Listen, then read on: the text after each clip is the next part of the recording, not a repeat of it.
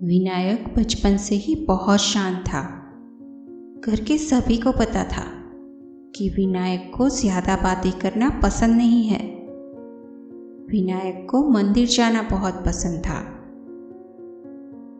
विनायक खुश होता, दुखी होता या उसे कुछ बातें करनी होती तो वो सीधा अपने कान्हा जी के मंदिर जाता। उसकी एक छोटी बहन थी जिसका नाम तानिया था। वो बिल्कुल अपने भाई से अलग थी, बहुत ही ज्यादा चुलबुली और घर में सबकी लाडली।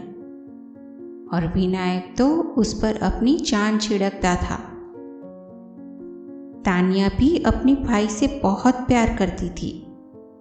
विनायक के घर के बिल्कुल पास वाले घर में एक नए पड़ोसी रहने आए थे, पर बिल्कुल अजीब। ना किसी से बात करना और ना ही किसी की बात का जवाब देना, बस घर में ही रहते और घर के खिड़की दरवाजे भी कभी नहीं खोलते थे। एक बार की बात है, जब तानिया अपने दोस्तों के साथ अपने घर के बाहर खेल रही थी, तभी उसे अचानक अपने कानों में किसी की आवाज आती है, तानिया, यहाँ मेरे पास आओ, मेरे पास तुम्हारे लिए कुछ है। तानिया ने इधर उधर देखा, पर वहां तो कोई नहीं था। तभी उसकी नजर बाजू वाले घर की खिड़की पर पड़ी। उसे ऐसा लगा जैसे उसी खिड़की से वो आवाज आ रही है।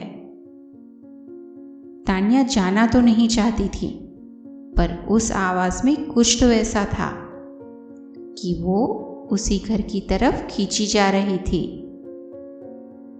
तभी वहां उसका भाई आ जाता है और तानिया के कंधे पर हाथ रखता है। जैसे ही विनायक ने तानिया के कंधे पर हाथ रखा तो जैसे वो नींद से जागी हो वैसे ही डर गई।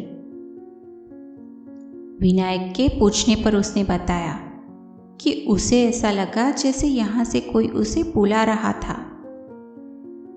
जैसे ही विनायक ने उस घर की तरफ देखा तो उसे लगा जैसे किसी ने उसे देखकर खिड़की बंद कर ली। विनायक ने तानिया को समझाया कि वो उस घर के आसपास भी ना जाए। अब कुछ दिनों तक तो सब सही था, पर फिर से एक रात जब तानिया घर में अकेली थी तो उसे वही आवाज फिर से सुनाई दी और पिछली बार की तरह ही वो फिर से उसी आवाज की दिशा में चलने लगी।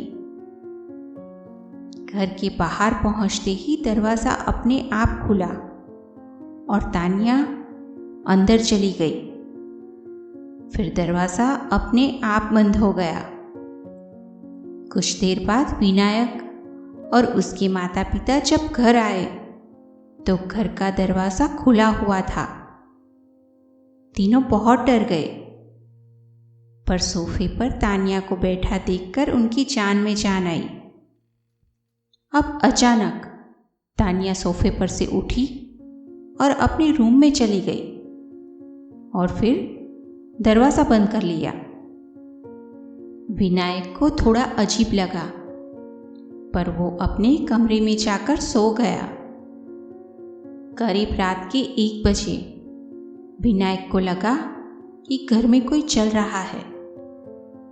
पहले तो उसे लगा कि मम्मी पापा या तानिया होंगे, पर जब ध्यान से सुना तो कोई अपना पैर घसीटते हुए चल रहा था। विनायक अपने कमरे से बाहर आया तो देखा कि मंदिर की अखंड ज्योत बुझी हुई थी और तानिया सोफे पर बैठी हुई थी। आज पहली बार विनायक को अपनी बहन को देखकर डर लग रहा था। तानिया के बाल खुले हुए थे। उसने अपना सिर नीचे करके रखा था और कुछ बड़बड़ा रही थी। फिर अचानक से वो जोर जोर से हंसने लगी। विनायक अपनी बहन का ये रूप देखकर 2 कदम पीछे हो गया। वहीं से उसने तानिया को आवाज लगाई, तानिया, तुम ठीक हो? तानिया, क्या तुम ठीक हो? पर तानिया ने कोई जवाब नहीं दिया। फिर अचानक तानिया सोफे पर से हवा में लटकने लगी। तभी विनायक ने अपनी बहन का हाथ पकड़ा और उसे नीचे की ओर खींचा। जैसे ही विनायक ने उसका हाथ पकड़ा, वो वहीं बेहोश हो गई। विनायक ने अपने मम्मी पापा को भी जगाया और सारी बात बताई। विनायक समझ गया था कि अखंड ज्योत का बुझना और तानिया की ये हालत, कुछ तो घर में ऐसा हुआ है जो नहीं होना चाहिए। दूसरे दिन सुबह जब विनायक मंदिर जा रहा था, तभी उसने बाजू वाले घर में खिड़की पर किसी को खड़ा देखा, पर वो उसे अनदेखा करके मंदिर चला गया। मंदिर में जैसे ही उसने भगवान के सामने हाथ जोड़े, हमेशा की तरह वो कान्हा जी को बताने लगा कि तान्या के साथ कल रात को क्या हुआ था। और बताते बताते उसकी आंखों में से आंसू आने लगे और उसे समझ में नहीं आ रहा था कि वो क्या करे अपनी बहन को ठीक करने के लिए और किससे मदद मांगे। जब विनायक मंदिर से निकला तो उसके दिमाग में यही चल रहा था कि कान्हा जी, तानिया की मदद करना। इसी सोच में वो अपने घर पहुंचता है और सीधा तानिया के कमरे में जाता है, पर तानिया अभी तक सो रही थी। उसे देखकर लग रहा था कि वो बहुत ही ज्यादा कमजोर हो गई थी। ऐसे ही दिन तो बीता, पर विनायक और उसके मम्मी पापा को रात को फिर से तानिया के कमरे से कुछ आवाजें आ रही थी। तीनों वहां जाकर जैसे ही उसके रूम का दरवाजा खोलते हैं तो देखा कि तानिया हवा में लटक रही थी और बहुत ही डरावने तरीके से हंस रही थी।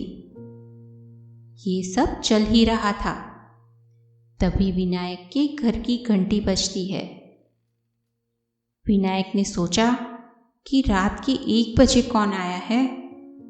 उसने जाकर घर का दरवाजा खोला तो सामने एक बूढ़ा आदमी खड़ा हुआ था। उसने विनायक से कहा कि वो रास्ता भूल गया है, तो क्या थोड़ी देर यहाँ उसके घर के बाहर बैठ सकता है। विनायक को समझ में नहीं आ रहा था कि वो क्या जवाब दे, पर फिर उसने कहा ठीक है। तभी घर के अंदर से तानिया के चीखने की आवाज आई और विनायक अंदर की ओर भागा। पीछे से उसे उस बूढ़े आदमी ने आवाज लगाई कि अगर कोई तकलीफ है तो क्या मैं कुछ मदद कर सकता हूं। विनायक ने पीछे देखा पर कोई जवाब नहीं दिया। तभी फिर से उस बूढ़े आदमी ने कहा कि क्या मैं घर के अंदर आ जाऊं। विनायक के मुंह से जाने कैसे पर हाँ निकला। जैसे ही उस बूढ़े आदमी ने घर के अंदर प्रवेश किया तो तानिया के चीखने की आवाज और बढ़ गई। वो सीधा तानिया के कमरे में गया।